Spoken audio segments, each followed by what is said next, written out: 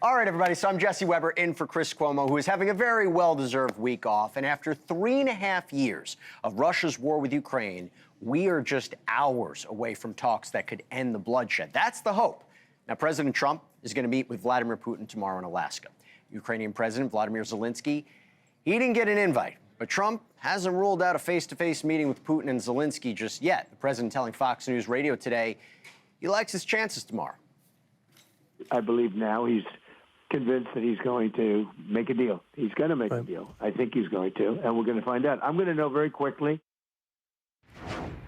All right, we have got team coverage from around the world right now. NewsNation's Kellie Meyer is live in Anchorage, Alaska. Robert Sherman on the ground in Kyiv, Ukraine. Kellie, I'm going to start with you. What is the latest from Anchorage?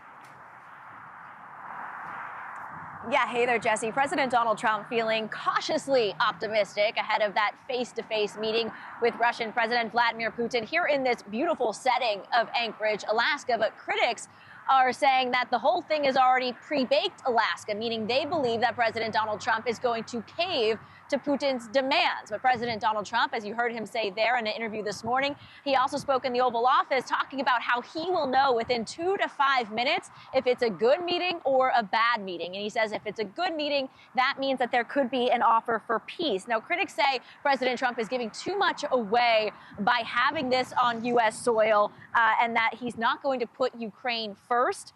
Trump already, as you mentioned, setting the stage for a second meeting that would include Ukrainian President Volodymyr Zelensky. Take a listen to the president earlier today. All I want to do is set the table for the next meeting, which should happen shortly. I'd like to see it happen very quickly, very shortly after this meeting. I'd like to see it actually happen maybe in Alaska, where we just stay because it's so much easier. But I think that it's going to be very interesting. We're going to find out where everybody stands, and I'll know within the first 2 minutes, 3 minutes, 4 minutes, or 5 minutes. Now, we were over at the joint base where this meeting will be held, and there was already a lot of attention, a lot of security, and all eyes certainly watching for this moment. Jesse? Yeah, Kellie, how is President Trump incentivizing Putin to make a deal right now?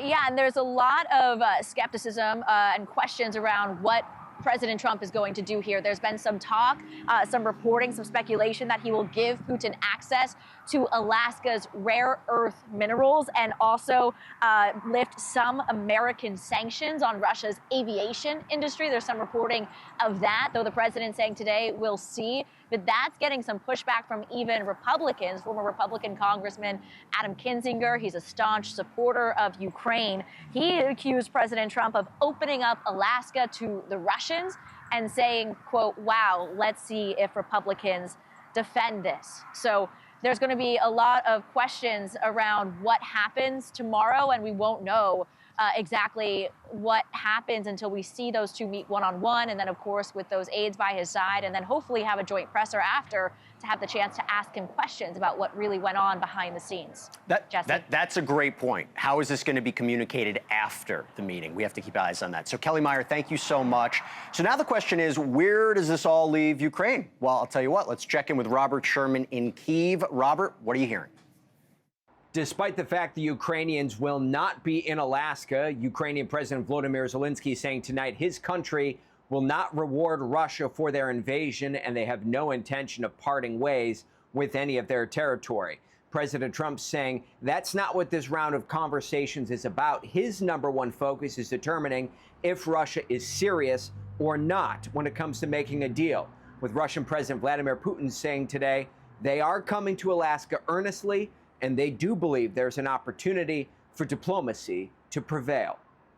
The current American administration, which, as everyone knows, is making, in my opinion, quite energetic and sincere efforts to stop the hostilities, stop the crisis, and reach agreements that are of interest to all parties involved in this conflict.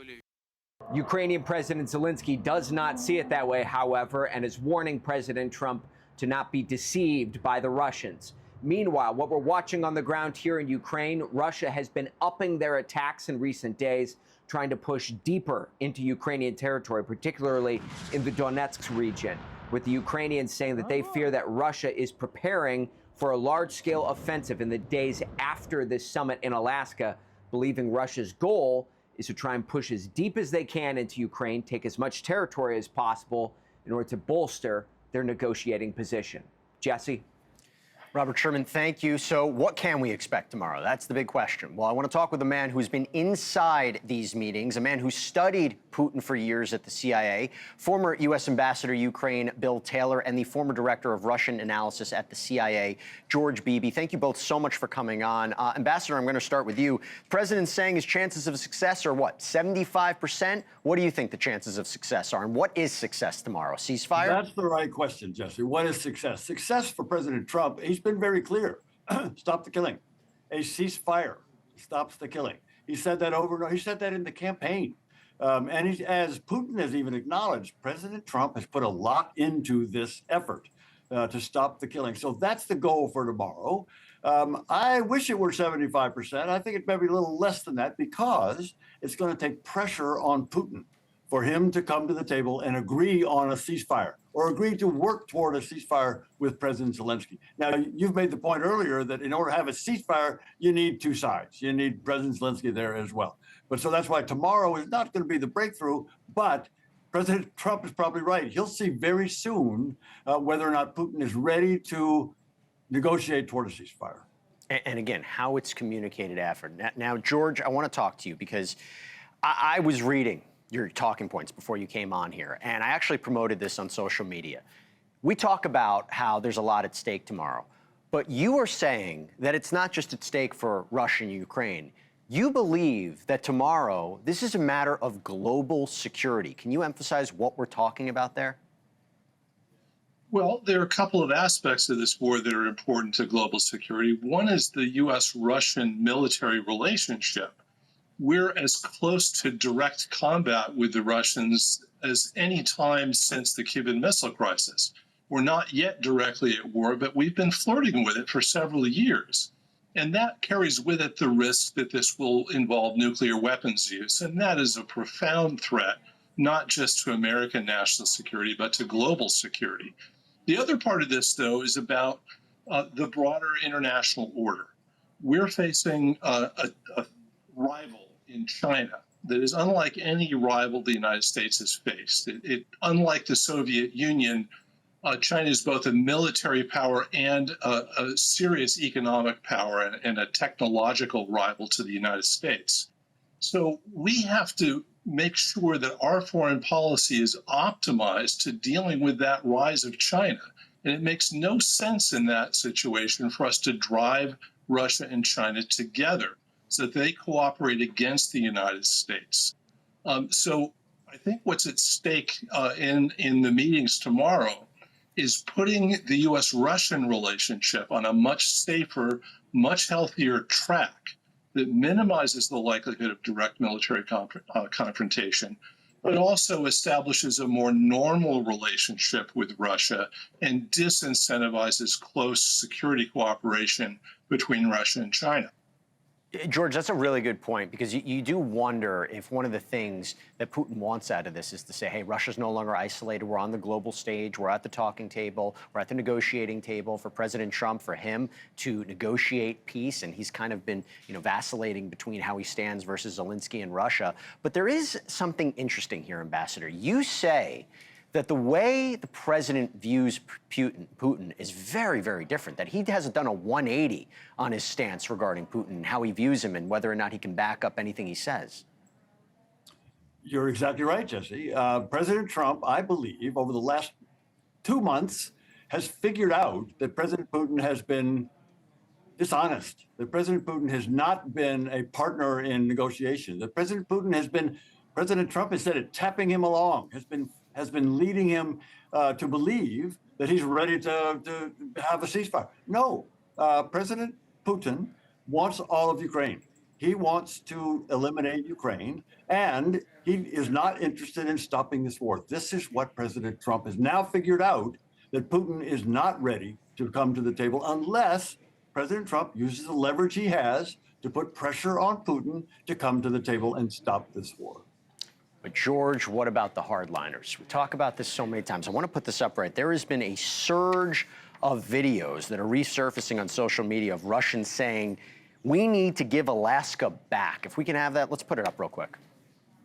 Now, if you were distracted by the catchy tune and don't speak the language, it's basically give Alaska back, right? So we know that Russia had sold Alaska to America. I mean, what are we talking about here, George? Are the hardliners, this propaganda video, it's a symbol, are the hardliners really going to be influencing Putin, and what degree? Well, I think the question of returning Alaska to Russia is really a sideshow and is not a serious effort in Russia. I would say, though, that Putin does have a nationalist, patriotic opposition on his right that is not insignificant. So there are a lot of people in Russia on the nationalist right that believe Putin is too soft, that he's too willing to compromise with the West. He's not tough enough in defending Russian compatriots living in Ukraine and other parts of the former Soviet Union. And he does have to take those views into account. So he doesn't have infinite flexibility in what he can negotiate. But I do think that Russia is interested in a settlement of this war. It is not interested in a ceasefire, particularly not an unconditional ceasefire, unless that is tied to some broader objectives that the Russians have that they believe are vital to their security interests. And I think the critical ones for Russia are making sure that Ukraine will not be in NATO, making sure that NATO forces are not going to be stationed on Ukrainian territory. If he can achieve that, then I think the possibility for negotiating the terms of a ceasefire and all the other aspects of this conflict that are going to have to be negotiated become possible. And I think that's the thing to look for tomorrow. By the way, we had this billboard up. We can put it up again. I believe it's in Siberia. It's basically give Alaska back. So in case that's what you're seeing right there.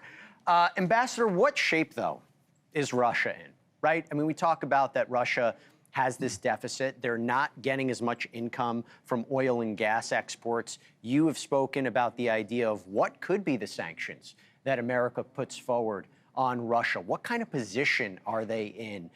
And they're losing troops during the course of this fight.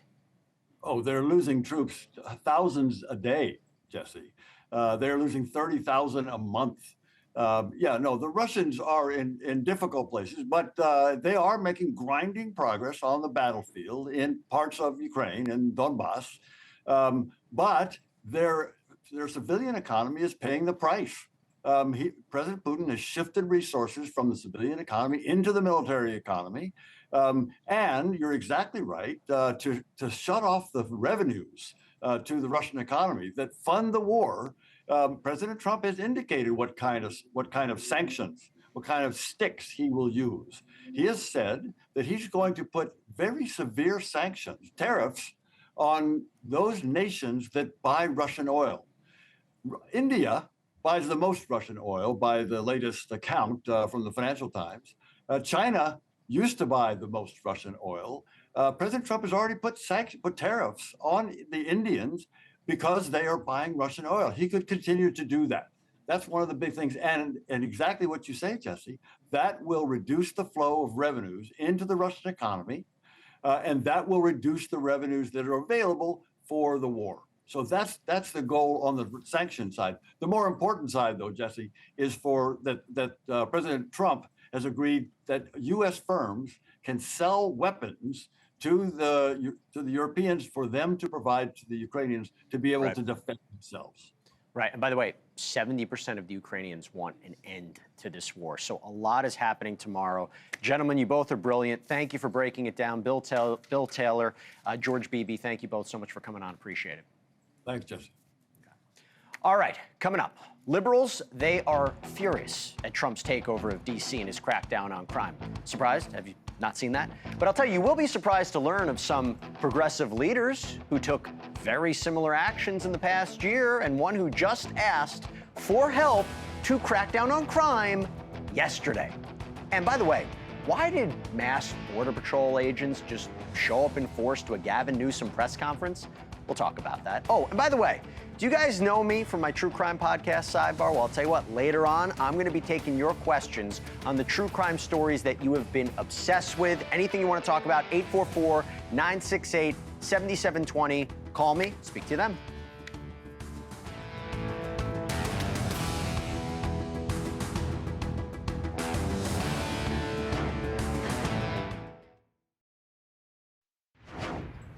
And welcome back. I'm Jesse Weber in for Chris Cuomo. So as hundreds more National Guard troops have descended on D.C. in Trump's war on crime and homelessness, the political battle has raged on. Shocker. You see, D.C. Democrats, they are firmly against Trump's takeover of D.C. And top Senate Democratic Chuck Schumer, right, leading the charge in a interesting way. Take a look. Senator, are you scared walking around Washington, D.C. these days?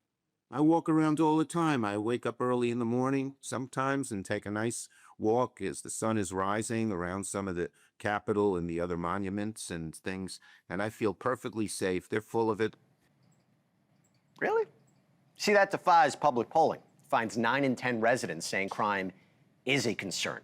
And as to their concern of an emergency declaration in Washington, Democrats, they've done the same thing. Did you know about this? In December, New York's Democratic Governor Kathy Hochul sent in the National Guard during a crime surge on the subways. Just yesterday, New Mexico's Democratic governor declared an emergency in her state's Rio Arriba County, where communities have seen a surge in violent crime and drug trafficking. I think we call that hypocrisy, maybe, yeah? Well, let's bring in left, right, and center. Yeah, I got that right. Left, right, and center. Democratic strategist, NewsNation contributor, and host of the Aggressive Progressive podcast, Chris Hahn. Chris Cillizza is a NewsNation political contributor, and Mick Mulvaney, acting chief of staff in Trump's first administration. I'm so happy to have you guys on with me. Okay, Chris Hahn, I will start with you. I know you work for Chuck Schumer. I get it. But is that the message? There's nothing to see here. There's no crime. You think that's the right message to send right now? Well, let's level set. He grew up in Brooklyn and came of age in the 70s in Brooklyn, where there was real danger on the streets in New York City. But you could feel safe walking around the Capitol and still be concerned about crime. And I think the issue here is whether it's home rule or not, right? The president imposing his will because he can, and that seems to be his MO right now, imposing his will because he can. And it's not a good look, but I will warn the president about this, because he now owns crime in D.C., and he is very much aware of how much of an impact one incident can be. So get ready, because that incident is sure to happen at some point. You don't want to be rooting for that, Chris. You don't want to be rooting for that. You don't want to be rooting for that. Oh, I can't wait for that. Hey, I am not rooting for that at all. I hope this works out and there's no crime in D.C., but it's a big city, and there's always crime in big cities.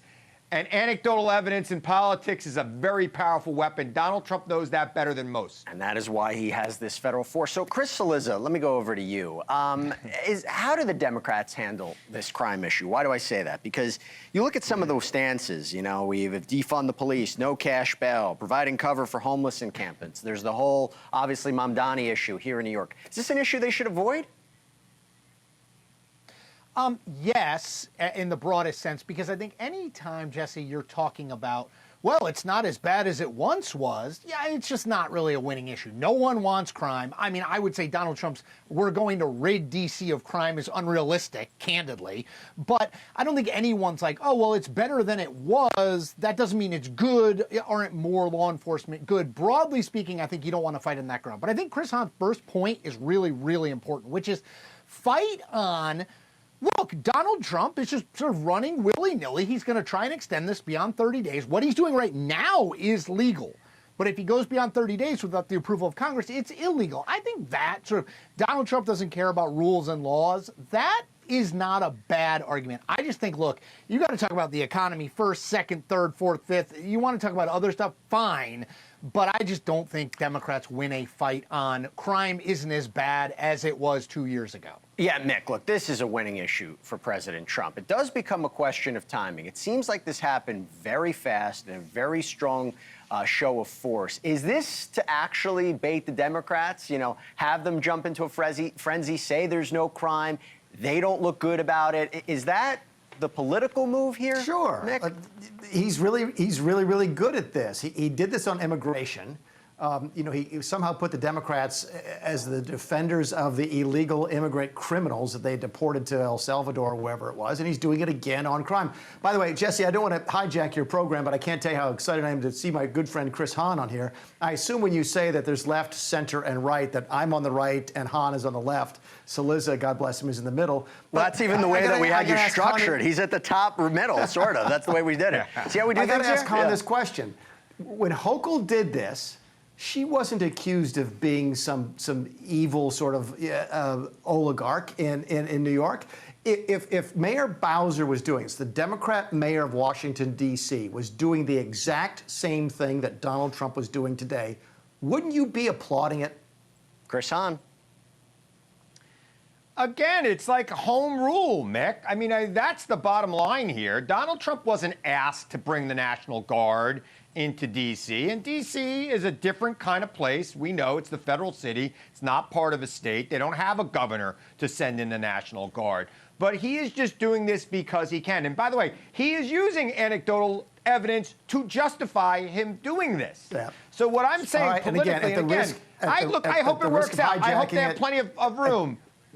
At the risk of hijacking the interview, and I apologize, is to ask Cillizza. Cillizza, where would you rather be? Would you rather be on the point of for home rule or for law and order?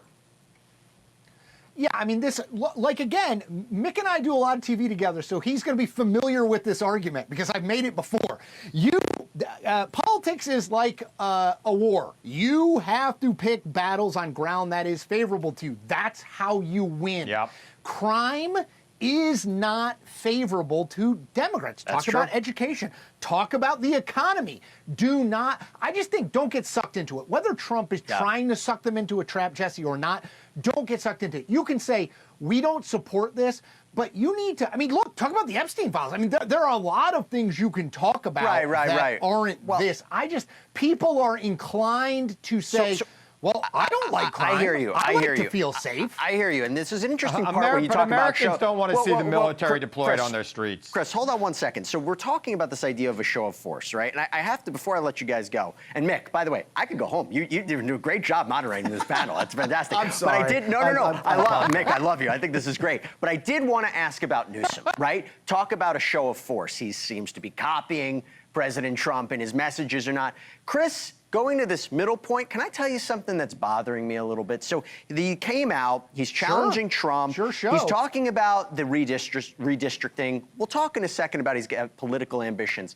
Can I just say, from the left and the right, about this conversation about changing redistricting in both red and blue states, are we talking about rigging the system? And if both sides we're okay with that. Both sides want to rig the system for their own benefit, and where the American people stand in the end. I'm sorry, that's the part that I look at this and I say, who's the good guy here? You're both bad guys. Am I wrong, Chris? Cillizza. No, not in the least. And the end, by the way, just the way that this ends is mutually assured political destruction, which is California does it, and then Missouri does it, and then Illinois does it, and then Indiana does it. There's no, I think Mick and Chris Hahn will agree with, there's no good response here. And look, I get Democrats' argument is, well, they did it first. What are we supposed to do? I sort of get it. It's just a zero-sum game of politics. And I don't have a better solution, but man, it is not going to end well.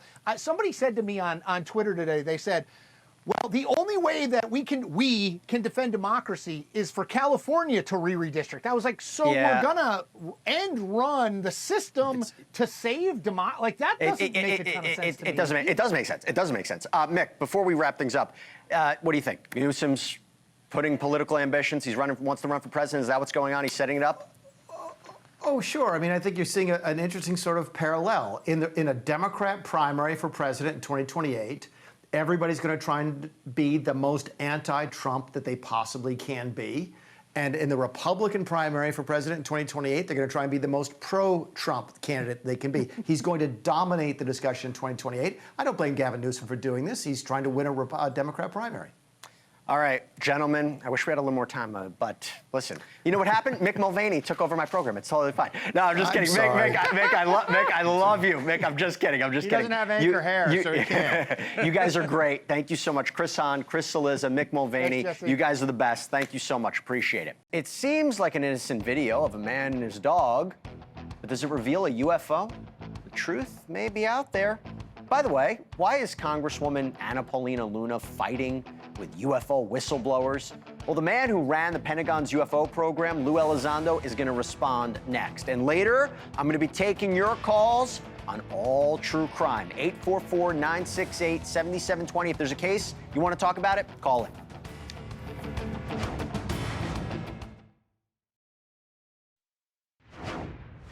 I'm going to be completely honest. I have no idea what to make of this. Have you seen the latest UFO video going viral on social media? Check this out.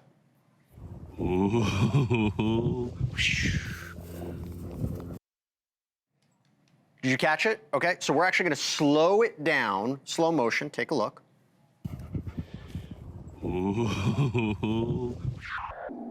Okay, so you're going to see this shoot past. Look at that. Look at that.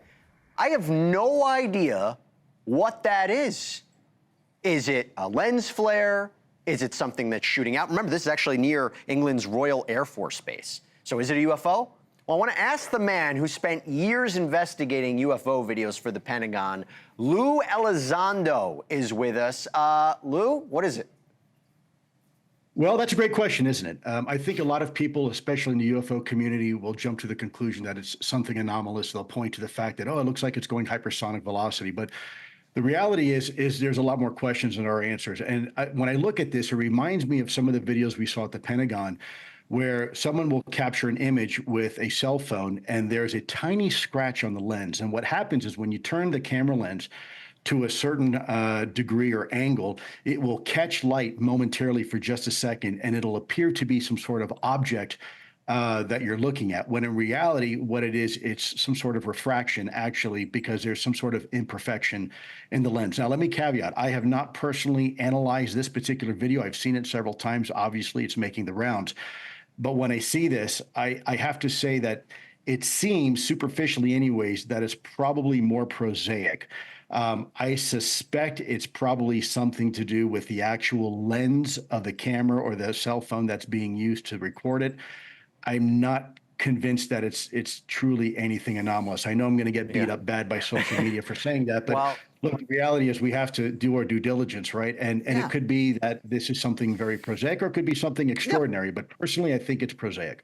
Listen, it's good to be skeptical. It's important to be skeptical.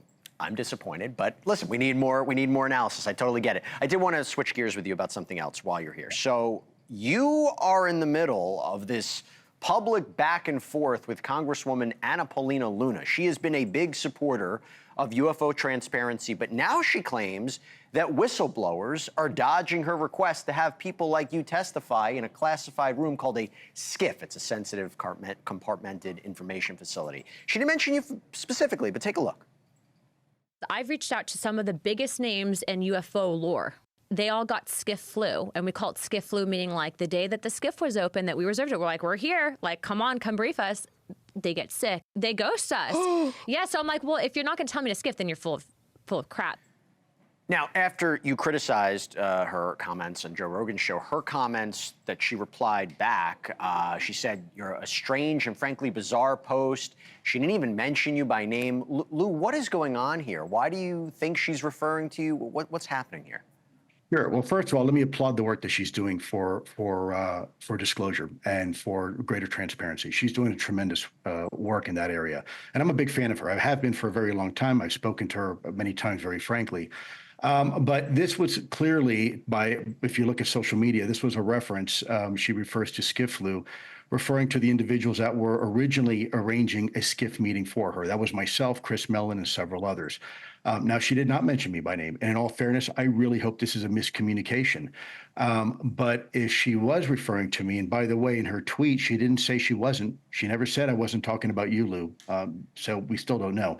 But if she was, I needed to make it clear, because if someone's going to go on an internationally syndicated podcast and make an inference that I, for whatever reason, had flu and was sick at the time of a SCIF, That's not accurate. It's not even remotely in the world of any type of reason. In fact, I've already talked in a skiff already with the DOD and the DNI as well. And oh, by the way, under their IG programs. And also, I testified under oath before the American people, and I was in DC 3 separate times when our meetings in the skiff were canceled and postponed. Now, keep in mind, I live in rural Wyoming in the middle of nowhere. My closest airport 30 miles, and I have one plane that leaves from our airport every day, and it's a CRJ 200. So you would testify, by the way, if she asked you again? 1,000%. And in fact, no one's ghosting her, at least not me. I would love an opportunity. I just need some notice. Got to give me more than 3 days. I totally get it. And at the end of the day, I wanted to ask you, because you guys are on the same side. It's for transparency. So I hope it happens. 100%. Lou Elizondo. Lou is not an enemy. Correct. Look, she's doing great I hear work. you. I hear you. Lou, thank you so much. I'm a friend, not an enemy of what she's trying to do. Got it. Thank you for clearing the air. Appreciate it, Lou. Good seeing you. Absolutely. Honor and privilege. Awesome. All right, up next, I'm going to take your calls on true crime. 844-968-7720. See you then.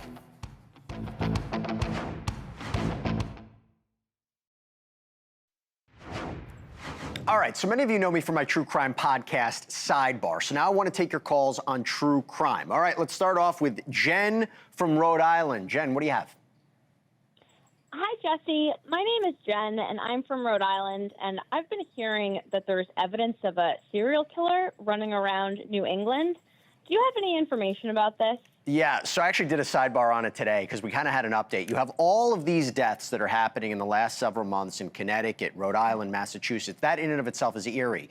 So far, there's no evidence to establish that there's a connection. But today, you had the Massachusetts State Police leader, Colonel Jeffrey Noble, who basically said, I don't believe there's enough evidence to say there's a serial killer, but we're tracking the cases. So law enforcement is aware. They're aware of the chatter. But right now, there have been some arrests. They seem to be isolated incidents. You don't see that level of connectivity. Serial killers are rare. And by the way, if it was 1 or 2 people doing it, the idea that they would be able to do it in these different locations, it doesn't seem like the evidence leads up to that, but we'll wait and see. Jen, stay safe. Okay, next up, we got Sydney from Austin. Hey, Sydney. Hi, yes, this is Sydney from Texas. So I saw the documentary, Amy Bradley is Missing, and I know that you interviewed her brother, Brad, last week. Yep. He seems hopeful she's still alive, but I was wondering what you think. So first of all, he provided very compelling evidence, right? The idea, a compelling narrative that perhaps this was a situation where his sister was a victim of human trafficking, who she was hanging out with that night. At the end of the day, you also have to remember that it's incredibly difficult, even after 27 years, that he may still believe in his heart that she's alive and she's somewhere. We just don't know. I will tell you, though, as we've seen many other times before, when you have renewed attention from an article, from a documentary, from a show, that is when things can change. So I want to keep a careful eye on it, and we're wishing the family nothing but the best. Real quick, we got Greg from Michigan. Greg, you got about 20 seconds. All right. I don't know if we have... Okay, it's okay. I think Greg was going to ask about Koberger complaining in jail. Boo-hoo. Boo-hoo, okay? Let me tell you something. This guy killed 4 people. What did he expect his life was going to be like? Yeah, he pled guilty. He didn't want the death penalty. Now he's in jail where he's suffering for the rest of his life. Boo-hoo. All right. It's been great filling in for Chris this week. We have a fantastic team. Want to thank them, too, and thank management for allowing me to do this. It's been great getting to talk to the viewers as well. Be sure to tune in tomorrow for special coverage of Trump's meeting with Putin, and it's led by Leland Vittert, who's right here right now. Leland, you're going to pick up the show. Have a great show. Good to see you.